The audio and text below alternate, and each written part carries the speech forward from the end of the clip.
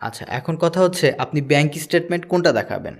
Bank স্টেটমেন্টের ক্ষেত্রে ব্যাংকে কয়েকটা আর হচ্ছে কয়েক ধরনের অ্যাকাউন্ট আছে।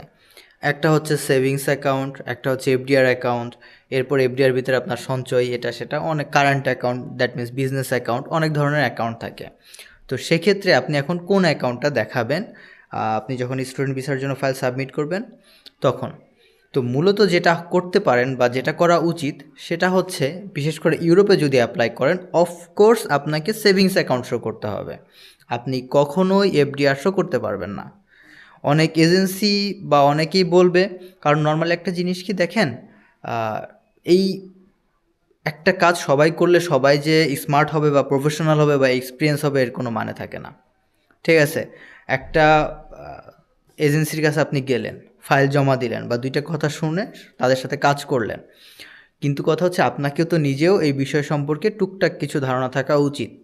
আপনি যদি এফডিআর দেখান, এফডিআরটা কি? এফডিআর হচ্ছে ফিক্সড ডিপোজিট, দ্যাট মিন্স আপনার এফডিআরে আপনি সাপোজ যেখানে 20 লাখ চাইছে আপনি সেখানে 50 লাখ দেখাচ্ছেন, তারপর আপনার ভিসা হবে না। এর কারণ একটাই, সেটা হচ্ছে এফডিআর হচ্ছে ফিক্সড ডিপোজিট। তারা দেখতে চায় যে আপনার মানিটা লিকুইড আছে, স্মুথ আছে, যে আপনার যদি এখনই টাকা লাগে আপনি টাকাটা তুলতে পারতেছেন। এখন এফডিআর তো আপনি সঙ্গে সঙ্গে ভাঙতে পারছেন না, এফডিআর টাকা তো আপনি সেভিংস বা নর্মাল অ্যাকাউন্ট যেরকম হয় তুলতে পারতেছেন না। তাহলে কি হলো, এফডিআর অ্যাকাউন্ট ইউজ করা যাবে না। ঠিক আছে, এখন দু একটা কান্ট্রি অ্যালাউ করে, যেমন অস্ট্রেলিয়া অ্যালাউ করে, ঠিক আছে, ইউকে অ্যালাউ করে, এখন তাদের হিসাব বাদ। এখন আপনার কান্ট্রি যদি অ্যালাউ করে অফকোর্স, বাট ইউরোপের ক্ষেত্রে কোনো কান্ট্রি এফডিআর অ্যালাউ করে না, এটা মাথায় রাখবেন। কারণ এফডিআর হচ্ছে ফিক্সড ডিপোজিট।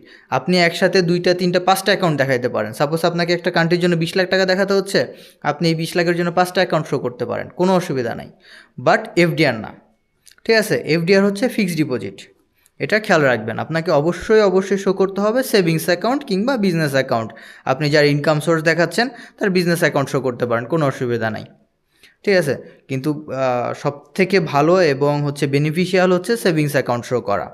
সেটা আপনার যিনি স্পন্সর হবেন, বাবা মা যদি কিংবা দেখা যাচ্ছে কোনো মাস্টার্সের স্টুডেন্ট যারা আছেন তারা যদি নিজেরা নিজেদের স্পন্সর হন, অনেকে ভালো ভালো কোম্পানিতে জব করেন, মাল্টিন্যাশনাল কোম্পানিতে ভালো স্যালারি থাকে, তো সেই ক্ষেত্রে যদি আপনি নিজে নিজের স্পন্সর হন আপনি ওইভাবে শো করতে পারবেন। বাট সেভিংস, ইভেন আপনি আপনার স্যালারি অ্যাকাউন্টেও 20 লাখ টাকা শো করতে পারবেন না। এই বিষয়টা মাথায় রাখবেন, কারণ salary account is salary account. ঠিক আছে, স্যালারি অ্যাকাউন্টে আপনার স্যালারি যে আসছে এটা আপনি দেখাতে পারবেন, বাট স্যালারি অ্যাকাউন্টে কখনোই আপনি সেভিংস অ্যাকাউন্টেরটা টাকাটা স্যালারি অ্যাকাউন্টে দেখাতে পারেন না। একটা অ্যাম্বাসি সবসময় সেভিংস অ্যাকাউন্টের টাকাটা দেখতে চায়। ঠিক আছে, তো এই জিনিসগুলো মাথায় রাখবেন। এভাবে গুছিয়ে সাবমিট করেন ডকুমেন্টস, অফকোর্স ভিসা হবে, ভিসা হতে বাধ্য।